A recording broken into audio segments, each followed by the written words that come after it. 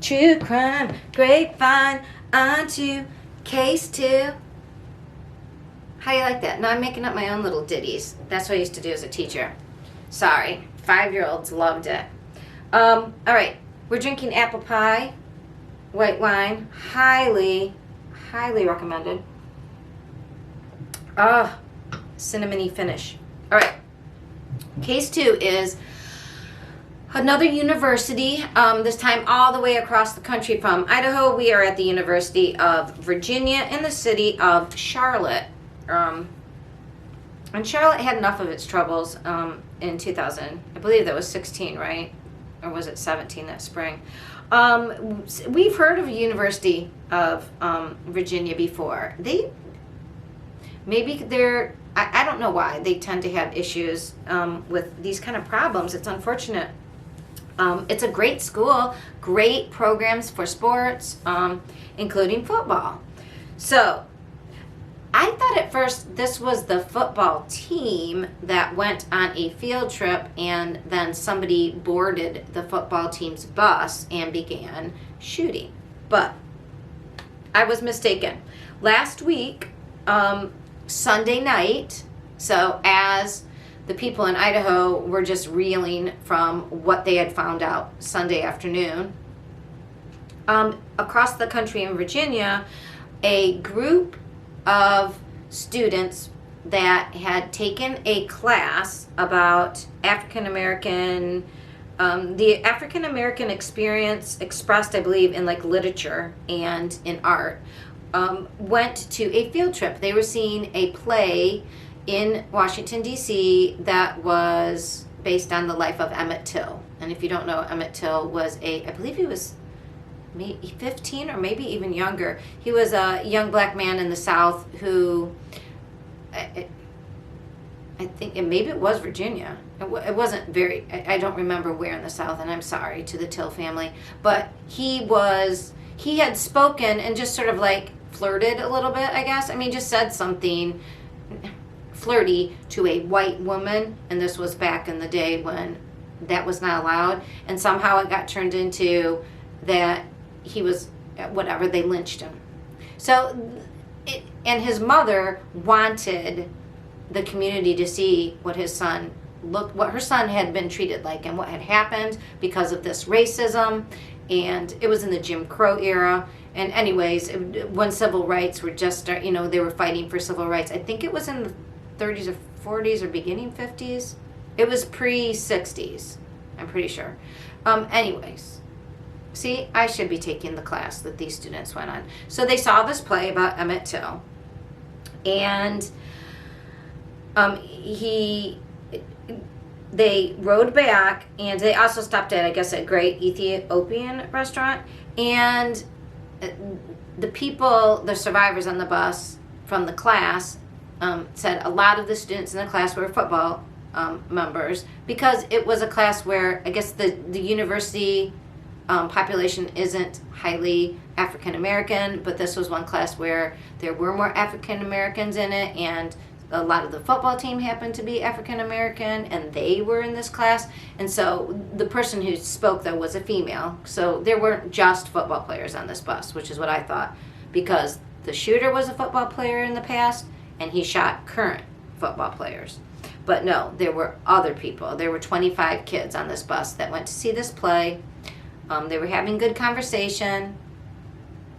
Everything to them seemed fine, but they did mention the shooter. He's 22-year-old Christopher Darnell Jones Jr. So Christopher had been acting odd a little bit. Like when they went to the play, he sat by himself in the regular admission, not with them. When they went to the restaurant, he sort of ate just, off to, like, he wasn't being super social. And on the bus, he was very quiet, not talking. Apparently, and he was sitting in the back, and this girl had also spoken to him when these 3 football players went to go to the bathroom. It seems like something was said, but it wasn't really clear. Something about, the girl thought maybe they said, the person who ended up shooting it said something about, "You always messed with me." Now, let me tell you about the young men who passed away. So 5 people were shot, 3 people are deceased. Here were the descriptions of the victims. I want to tell you about them because they sound like fabulous people. So Devin Chandler, they said he was the life of the party. He smiled all the time. He loved to sing and dance. He was just very outgoing. He was actually asleep when he was shot. Lavelle Davis was like big man on campus. He was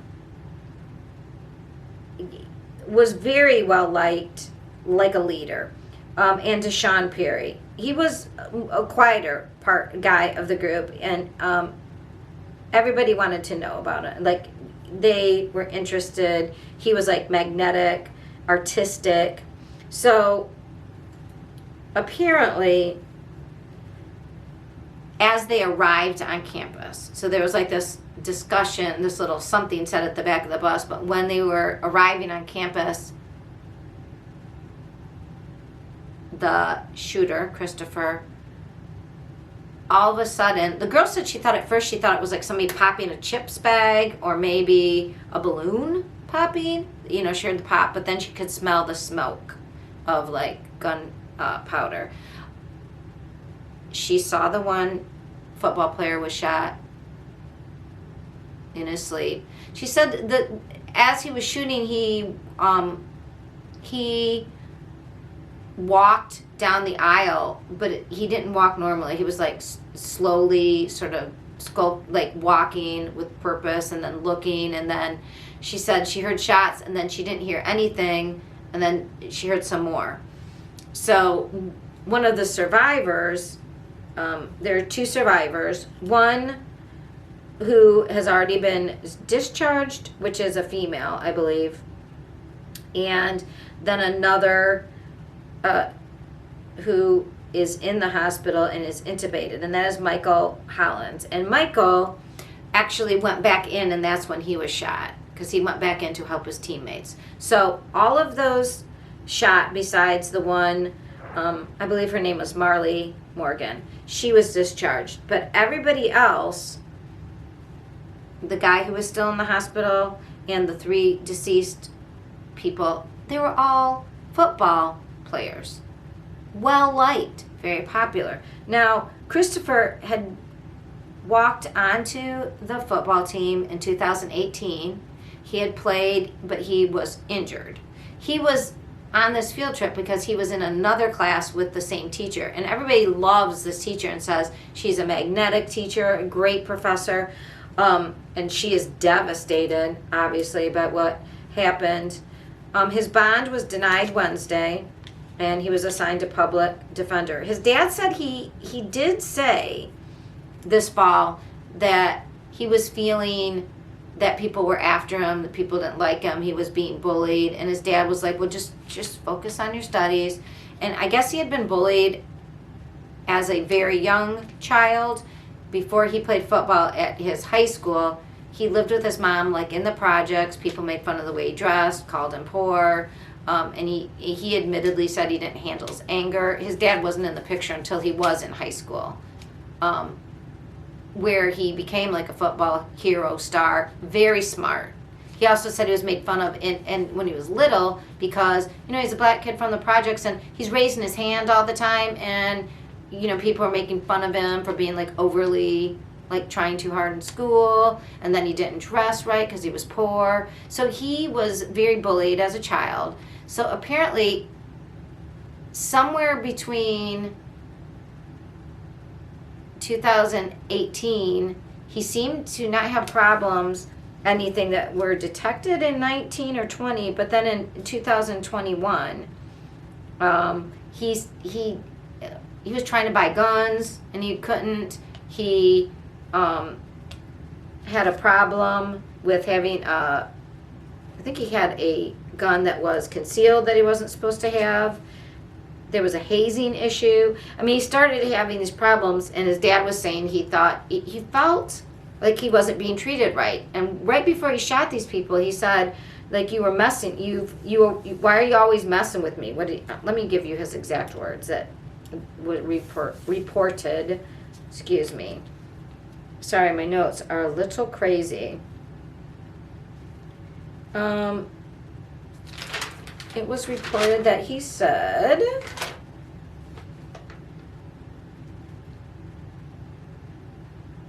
he did try to get guns. I'm sorry. He tried to get guns in 2018 but was too young. In 2021, he tried but failed because of a background check. In July 8th on 2021, there was an ongoing, he was also denied for an ongoing weapons charge, but just lately that was dropped. And so he was able to purchase a handgun and a rifle, which you can get instead of like I think semi-automatic he could not get because of the ongoing thing. I am wondering, similar to, I looked this up again because my background's in psychology and developmental psychology. I wonder, he seems to have been paranoid. He seems to have been thinking people were after him. I don't know anything else about him. I am wondering if he is, I looked up, boys develop schizophrenia in their early 20s. And it comes on slowly. And there's certain symptomologies. And I cannot obviously ID or identify or diagnose. But I wonder, I don't know, the idea that he was paranoid. He wanted weapons to protect himself. He was yelling at these guys who really hadn't spoken to the whole trip.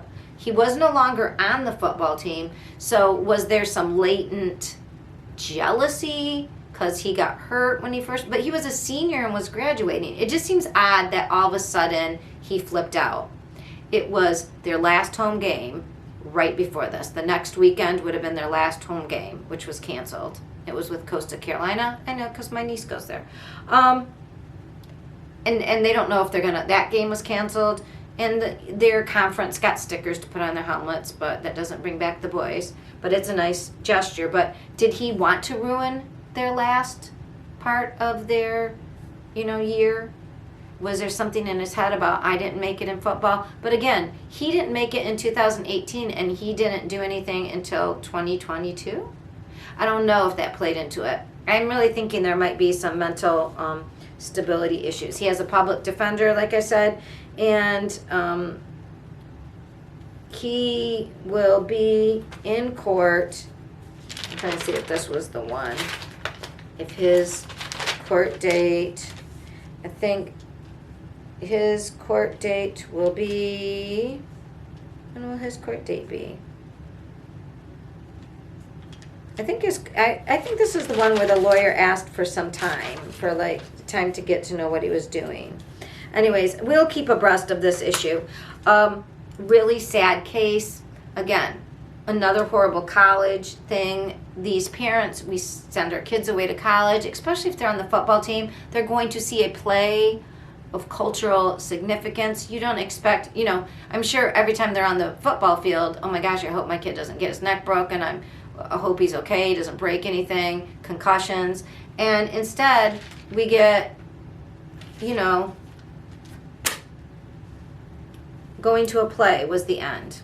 That just seems unbelievable. All right, so that was our second case.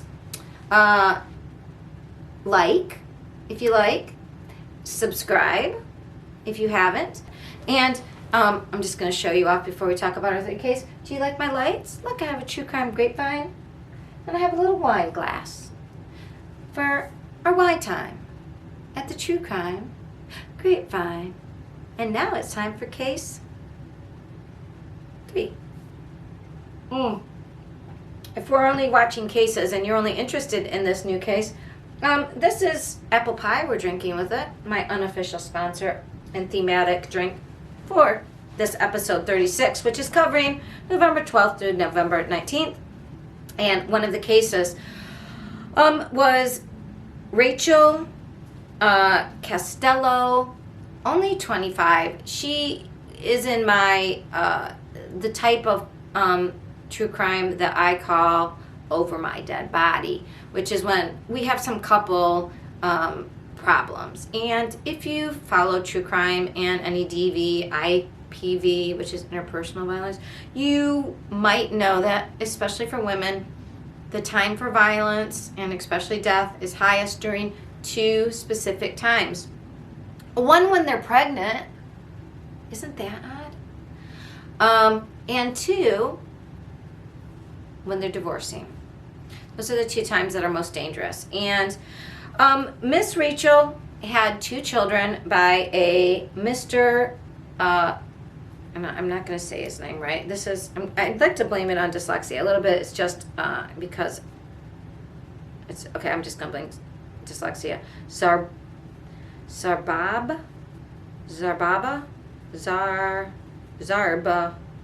No, there's no A on the end. Zarbab Ali. That's how I'm going to say it. And you know what? He seems to allegedly have offed somebody, so maybe he doesn't deserve to have his name said right. Zabarbah Ali. Sorry, Zabarbah. You can't hear me anyways. You're in jail. He is 25. His ex-wife, was also 25.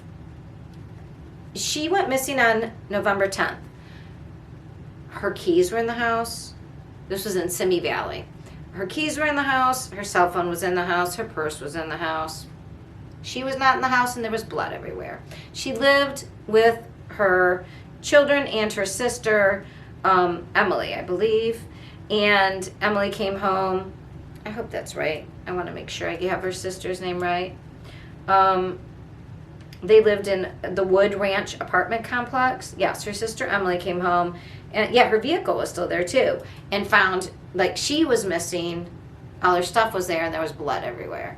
So we know from enough of these cases, when there's horrific loss of blood, they're figuring the person has been unalived. That was on November 10th. Pretty quickly, by Sunday, November 13th, they found the body in Antelope Valley. And her ex-husband was the suspect, obviously. He had a hearing on Tuesday. Oh, so he's the person that they had to wait because apparently now he's in a stupor and suicidal because of unaliving the mother of his children and then getting caught because now he knows I don't know. He's been charged with, I believe, is it first degree murder? I wonder if it would be second degree because it would be a crime of passion. It says he's a murder charge. It was filed Tuesday a.m., November 15th.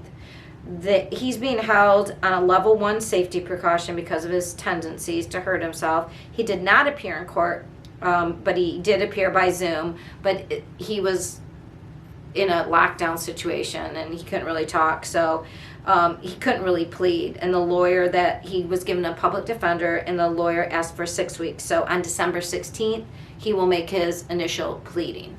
So he's, it's really sad when you lose your cool and you end up ruining everybody's life, especially your own. So they did say in July.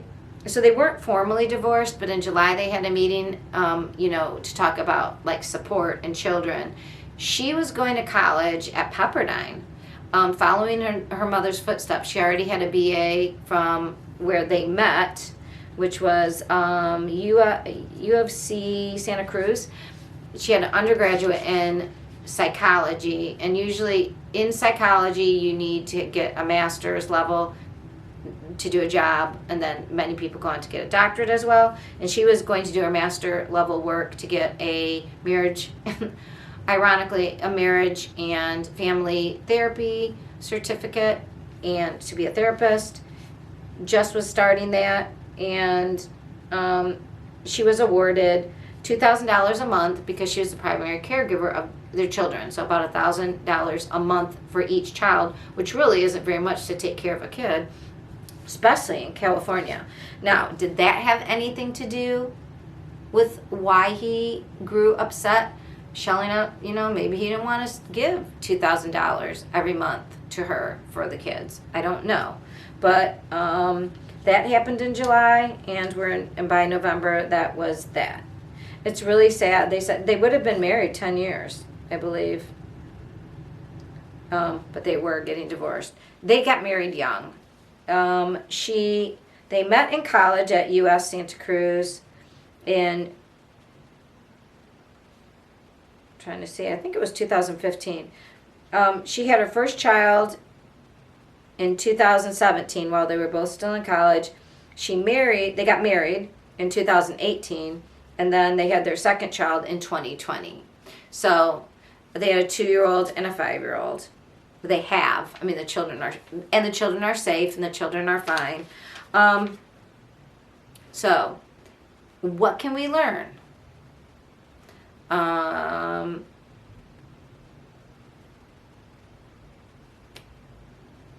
I don't know what happened, so I don't know what we can say we can learn, because I don't know. I can't say she did anything wrong. We don't know. I mean, when you're getting divorced, you have to be careful, I guess. But we don't know. Did he just show up unannounced? We don't know if there was a custody exchange that was supposed to happen. I guess not, because the boys weren't there. So we don't know exactly what happened in this case. We'll find out more as it goes to trial. The thing about catching a suspect, and when there's arrest and we start the trial process, then we get charging documents. We get indictments. We see, what did they submit in paper for arresting the person? What does the actual indictment indicting them for trial look like? That's when people who are court watchers, that's when we get all the information. So right now, I mean, she ran unluckily into a monster who couldn't handle being broken up with. All right, that was case 3. Like and subscribe.